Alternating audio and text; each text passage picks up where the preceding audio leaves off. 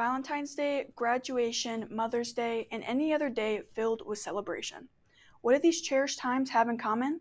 Love, yes, but more importantly, bouquets. Bouquets are a beautiful way to express love, appreciation, or condolences. Today, I'm going to show you a way how to arrange a flower bouquet in a way that is both practical and aesthetically pleasing. Today, we want to let love bloom. So first, we'll learn about the materials required, the steps you have to take, and finally, I'll teach you the importance of bouquets to society and others. Now, let's plant our seed by learning about the materials. You'll only need a few basic materials to make a flower bouquet. First, some sort of vase or container to hold your bouquet, some floral tape, some gardening shears or scissors, and then an optional piece of twine, ribbon, or yarn. And finally, you'll need your flowers. You will need 3 to 5 focal flowers. Focal meaning they're going to be the center of attention of your bouquet and they're going to set the theme. Then, for me, these are red roses. Then you'll need about 5 to 7 secondary flowers. Secondary flowers are going to be making up the bulk of your bouquet and they should complement your focal flowers. Lastly, you'll just need a larger amount of what is called filler flower. Filler flowers are going to be smaller and more delicate than the other flowers because they're going to be used to fill in the gaps. Now that we have all our materials, let's start. Before we do that, it's important to remember that different flowers have different meanings. And according to the almanac, red roses represent love, yellow lilies represent happiness, and baby's breath represents everlasting love. So make sure you're choosing flowers based off your preferences and intended meaning.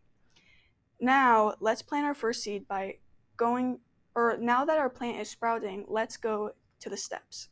Before we can actually begin arranging our bouquet, we first need to prep our flowers. And according to Bloom On UK, this process should first start by making a diagonal cut to the stems of your flowers. Just like this. This allows for the end of the bouquet to be softer, have a larger surface area, and also absorb more water easily. This will make sure that the flowers are going to stay healthier for a longer amount of time.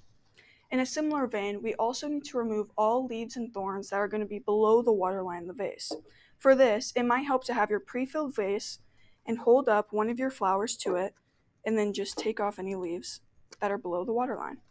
This prevents bacteria from growing in the water and will keep your plants healthy for a longer amount of time. Now, we can actually begin putting it all together. The first step is to put your focal flowers in the vase. Now, some more advanced bouquet makers may aim to produce a certain unconventional shape like a horizontal or even S-shaped bouquet, but for simplicity's sake, we're only going to be making the traditional continental or round bouquet. Next, you're going to add in your secondary flowers. Now, the order that you're doing this in is mainly up to personal preference and what you think looks best, but there are some general rules that you should try to stick to. You want to keep the colors of the flowers generally well organized and well distributed, and you also want to try to have the tallest flowers in the middle so we get that domed circular sort of shape. Now that's good enough for me, so I'm going to go with my filler flowers and I'm going to fill in any gaps that I see.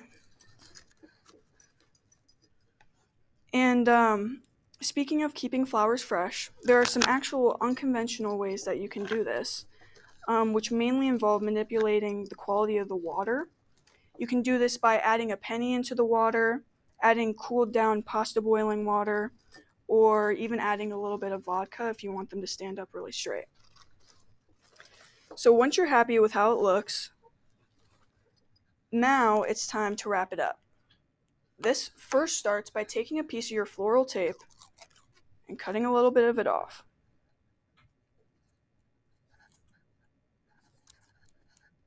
Then you want to take a good grasp on the stems of your bouquet and wrap the tape around the bouquet for a little bit more sturdiness, and so it's kind of a handle almost.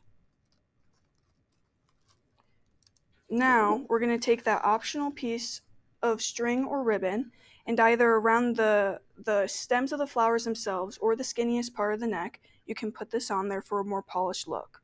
You can either tie it into a bow or simply a knot. Now, your beautiful bouquet is ready to enjoy or gift. Um, Now, let's wrap up some loose ends and learn why bouquets are important to others and society. Bouquets have been a part of our society for thousands of years, and according to Southside Blooms, they have been used in religious ceremonies as gifts in a way and as a way to express emotions. Today, we mainly use them to mark special occasions by giving gifts, like on a birthday, anniversary, or wedding. We also use them to express sympathy when somebody has passed away. But not only that, flower bouquets are actually good for us. They have been known to decrease stress and improve mood, brighten up our lives and our rooms, and they can also remind us of a significant event or loved one. Now that our flowers are bloomed, let's make a delivery. In conclusion, making a flower bouquet is a fun and rewarding activity for both the maker and the recipient. Learning how to make one of these yourself, instead of spending your hard-earned money, is the best way to give or receive a bouquet. Today, we learned about the materials required to make a bouquet, the steps you have to take, and finally, the importance to others. Now, you can always gift a loved one a beautiful, living, and homemade gift. Thank you.